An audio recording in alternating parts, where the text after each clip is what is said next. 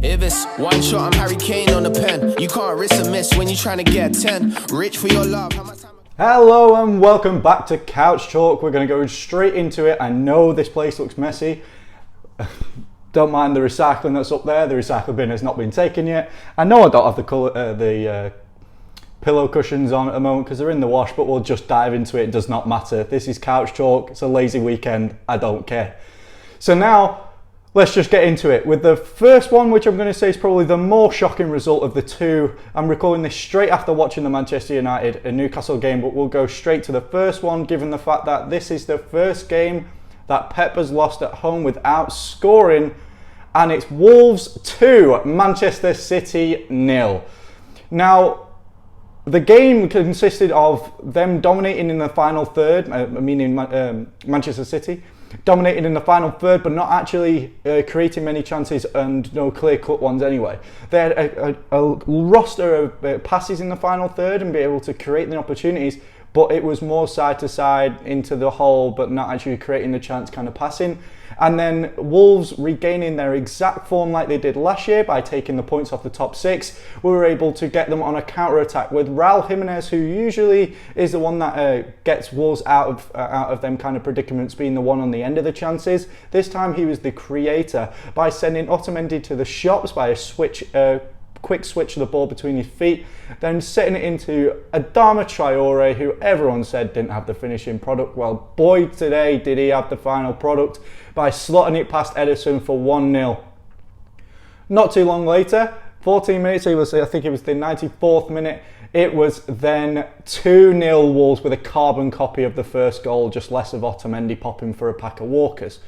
It was more the fact that they were able to only have around 17 to 18 passes in Manchester City's final third, but did they make them count? They were so clinical on the day, and one person who needs a little bit of a remainder shout was actually Matinho, who actually presented the most tackles and most interceptions in the game with 5, and also being able to provide a dominant in midfield when actually controlling the ball, which wasn't that much. So when he had the ball, he used it effectively and took it back off the opposition quite well, which you expect with other teams, because at the end of the day, Manchester City are going to have the ball a lot more and the opposition need to be able to put in their tackles and interceptions. So it shows the fact there was quite a couple of misplaced passes that actually presented Wolves with a few chances, but not too many.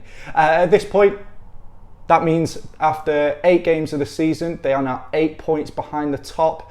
And this is just the injury crisis, and the defending of Otamendi just isn't up to champions level anymore. He's just not that kind of person. If they don't go out, apparently he said that they're not going to go out and buy anyone in January. I'd be very surprised if he looks at the state of that team and says, I need a centre-back right now. Or at least doesn't give Eric Garcia a go, who's obviously a Spain under-21 player who played a lot in the Under-20 World Cup, I think it was, or the Euros. And he obviously has been a bright prospect coming through for that from that academy, but he's not had a chance yet. So let's hope he gets a chance at the back. I hope that they can restore some kind of defensive solidity at the moment, because losing at home to Wolves without scoring is a big problem, and it's something they probably need to reiterate across the season. Now, on to Manchester United. Okay, what's going wrong there? A lot of things. Firstly, Ole Gunnar Solskjaer's appointment back when they won the PSG game was fully emotional. He isn't a good manager. The only experience he had was in Sweden, and then also at Cardiff, where he got relegated with them. That doesn't show you a Manchester United manager, so I understand that it was an emotional appointment, but signing when they did, not sure what benefits that gave to the team, and it's clearly being shown now. His actual managerial ability, I understand they've been hit with injuries, but I'm pretty sure a lot of other managers hit with these injuries can produce. I mean, I know we'll go on to Norwich later, but Daniel Farke, obviously he was hit by a lot of injuries, a lot of his starting 11 weren't there, and it turns out he was able to beat Manchester City 3-2. So it can be done, and it's clear that Ole Gunnar Solskjaer with this roster of players is not good enough, even though I'd say the one bright spark that we have at the moment is Axel Tuanzebe. I mean, he was fantastic last year. I mean, he did give Abe the pass for the Arsenal goal, but overall he looked like a fantastic player, and he's played across that back line now.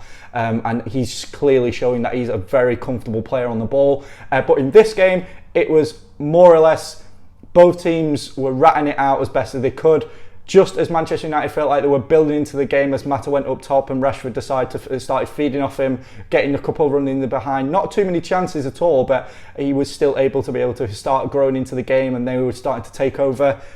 What happens? Alain Saint-Maximin was able to drive down the field after a loose ball, continue to drive, pass over to Jetro Willems, who cut into his right, and he looked like he was about to take the same shot as he did against Liverpool at Anfield. In fact, he actually passed it off to an oncoming debutant in Matthew Longstaff, who fired along the floor, past a group of players and into the goal past David De Gea, giving Newcastle I'd say deserved overall the way that they were defensively. There wasn't really a winner in this game, but for taking their chances and being able to get in there, I mean, Miguel Almiron was able to get a great chance in there, but was unfortunate to be able to get it. He got it on target, but obviously a great Harry Maguire block, but he did take too much time. A decent header by Andy Carroll into the second half, and an absolute ridiculous miss from Harry Maguire as he loses Shaw from a corner. I'd say it was pretty much an open goal. He just had to head into the floor towards the goal, and it was in. He tried to brush it past, and in fact it went out for a goal kick, and it was a chance that was clearly rude at the end of the game. I feel like if Ole Gunnar Solskjaer lasts past Christmas, I'd be absolutely astonished if you're losing away at Newcastle. They haven't won a game away since Paris Saint-Germain back then, obviously when he was in charge. So if they have spent the money, they've not spent it effectively, let's be honest. They have in some ways, but then players aren't actually feeding. Daniel James, he's not a goal scorer, let's be honest. He's able to drive, he has provided some goals, but you can't expect that every week. He's still a developing talent. Harry Maguire has actually been okay, but he's not been able to solidify down the blocks and the things that need him in there to create the intersections. He's great at driving forward to be able to create the pass into midfield, but then again, if the midfielders are not good enough to be able to take the ball and create a chance, then it's no use at this moment in time. I feel like every time I watch the goals that go past or go in for Manchester United or go against him, it does tend to be that Harry Maguire could have got there a bit quicker, or he could have been able to get in the way. So looking at it that way, for the most expensive defender, it is actually looking like it's an okay deal at the moment. He needs to solidify his place down properly, but let's hope that the young talents can drive them through later on, and hopefully under the new manager, whoever they do bring in, we can discuss that on a podcast, whoever should be in, but let's hope they can get that forward. And now let's go on to Liverpool, who managed a 2-1 win in the 95th minute of added time against Leicester. It's a very controversial penalty decision. I'm unsure whether it's one or the other. VAR's given it. I don't know what to decide on it, to be honest.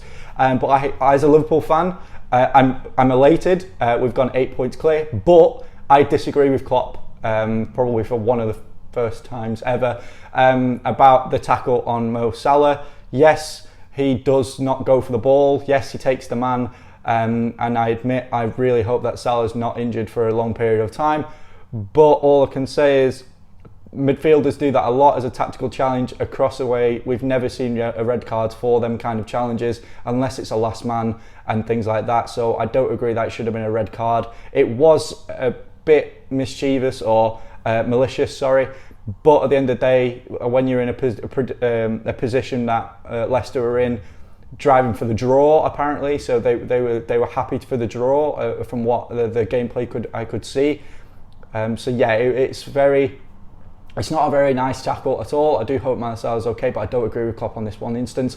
But what only matters at this moment in time, and what probably didn't happen last year, this game at Anfield we drew 1-1. Harry Maguire equalised. We weren't able to get them through, and whether people can say it's luck, tenacity, determination, the mentality, or it's just Klopp with these players, I don't know. A lot of them things could intertwine, but the 3 points are what matter, and at this moment in time they're 8 points clear after 8 games, winning all 8 games. Let's go on to a more middle table class, or relegation battle if you might say, but in this game Aston Villa went riot on Norwich, who ended up being a 5-1 victors at Carrow Road.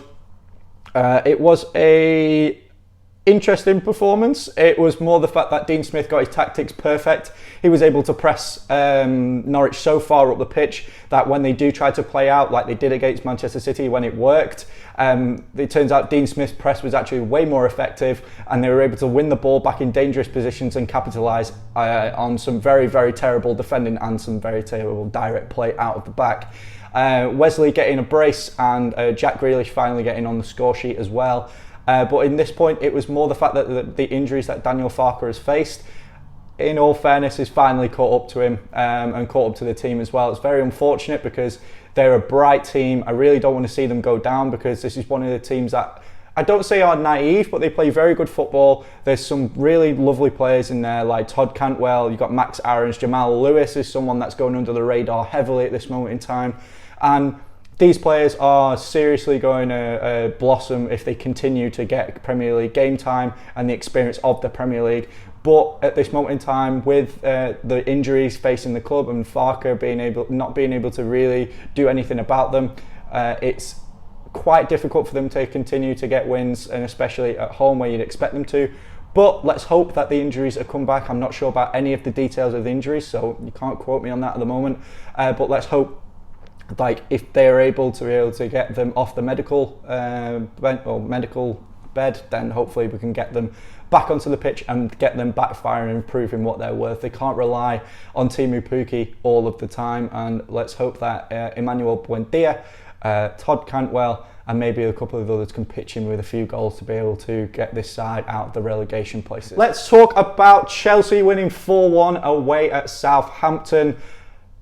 And let's be honest, the academy players are bossing it now. I'm very happy to see this English talent coming through in Tomori. Callum Hudson-Odoi's back, getting an assist in the Champions League, and now getting an assist as well today for Abraham's opener. So we've got Mount, Tomori, Abraham, Callum Hudson-Odoi, and this is a bright spark, especially for the Lampard at this point in time. The fans are backing him 100%, and it's really nice to see an academy players coming up to the top and providing where they are supposed to. This is something that's fantastic. Abraham now joint top goal scorer on 8 goals with Aguero, which is great after 8 games, averaging a goal a game. And this guy is clearly a born goal scorer. I can't wait to continue and see how many he's on by the end of the season, and if this group can integrate for as long as possible. I really hope that they continue in this great reign of form. He proved the critics wrong. He continuously gave his goal scoring ability a chance at Bristol City, then at Swansea, then at Aston Villa, and now at Chelsea. He was great at Bristol City in the Championship with some good creativity. Unfortunately at Swansea, the creativity wasn't there in a very poor Swansea side. At Aston Villa, a dominant team with Jack Grealish, El Ghazi, and players like that being able to push him for goals. And now he's got the creativity of your Mounts, your Willians, your Callum Hudson-Odoi when he can, obviously, Kovacic as well, and then the kind of players driving him forward. He's able to get them goals, and he's clearly proven everyone wrong. I can't wait, and I'm so glad he's got an England call-up as well. Let's hope we can see him on the pitch for England, and I hope that he does well and it's not just a cameo appearance like Ricky Lambert.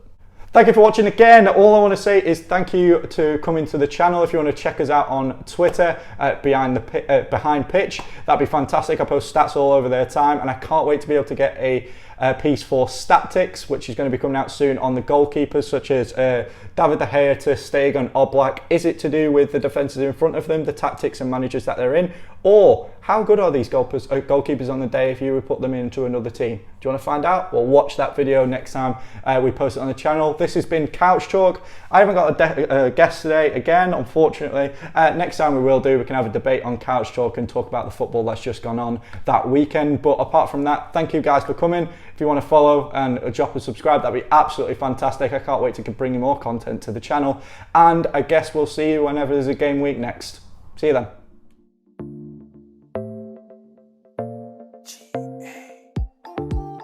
Young Mapes.